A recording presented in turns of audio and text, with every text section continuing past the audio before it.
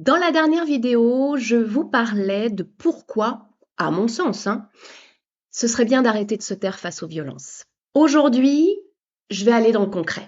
Parce que l'une des raisons principales pour lesquelles les victimes ne font rien, c'est la conviction de ne pas avoir de preuves. Aujourd'hui en France, seulement 6% des victimes de violences déposent plainte. Et environ 17% des victimes de violences conjugales. Et pour les violences physiques hors couple, c'est encore moins. Sur 100 personnes qui ont vécu quelque chose de grave, très grave, la grande majorité ne parle pas. Alors pourquoi? Bien déjà, la honte, la peur de ne pas être cru, la peur des représailles aussi, mais très souvent, la conviction de ne pas avoir de preuves, que ça ne servira à rien du coup. Et c'est là que je veux m'arrêter aujourd'hui. Parce que ce manque de preuves, la plupart du temps, il n'était pas inévitable. Voilà ce qui se passe vraiment. Quand on vit quelque chose de violent, physiquement, sexuellement, le corps et la tête font quelque chose de tout à fait normal. Ils protègent. On ne réalise pas vraiment ce qui s'est passé encore. On est, comme on appelle, sous le choc. On est un petit peu dans le flou. Vous savez, on est dans cet état étrange où on continue de fonctionner, c'est-à-dire à faire le café, à aller travailler, comme si rien ne s'était passé. Alors, c'est pas de la naïveté, c'est tout simplement le cerveau qui fait très bien son travail. Et forcément, dans cet état-là, penser à rassembler des preuves, c'est la dernière chose qui vient. C'est totalement humain, c'est totalement logique. Mais pendant ce temps, les preuves s'effacent.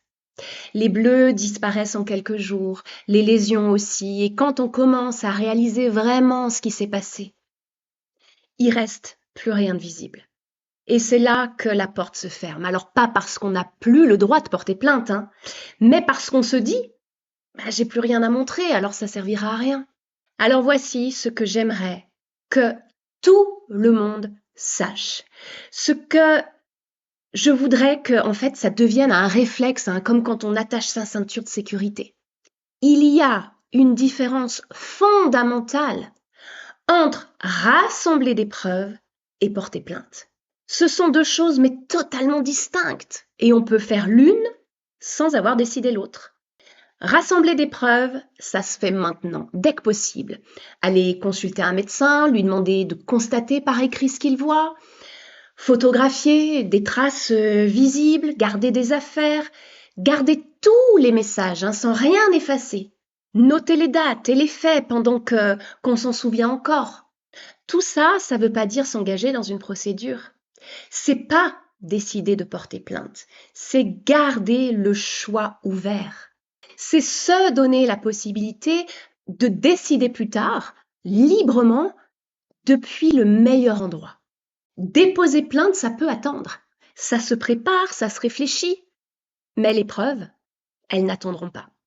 Si vous vous sentez perdu, si vous ne savez pas vers qui vous tourner, rapprochez-vous de votre CCAS, des associations locales d'aide aux victimes.